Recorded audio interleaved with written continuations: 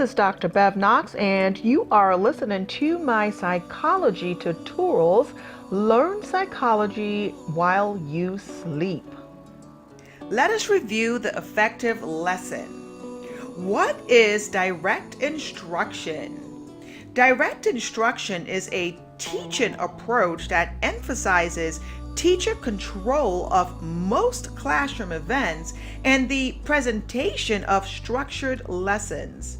Direct instruction programs call for active teaching, clear lesson organization, step-by-step progression between subtopics, and the use of many examples, demonstrations, and visual prompts. So, how is a direct instruction lesson taught? The first part of a lesson is stating learning objectives and orienting students to the lesson. The principal task is to establish both a mental set so that students are ready to work and learn, and a roadmap so that students know where the lesson is going.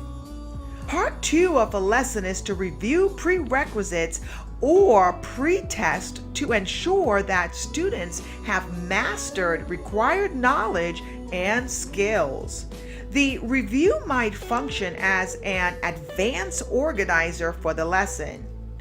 Part 3 involves presenting the new material in an organized way, providing explanations and demonstrations, and maintaining attention. Part 4, conducting learning probes, elicits students' responses to lesson content. This practice gives you feedback and lets students test their ideas. Questioning techniques are important, including the use of wait time and call in order. Part 5 of a lesson is independent practice or seat work, in which students apply their new skill.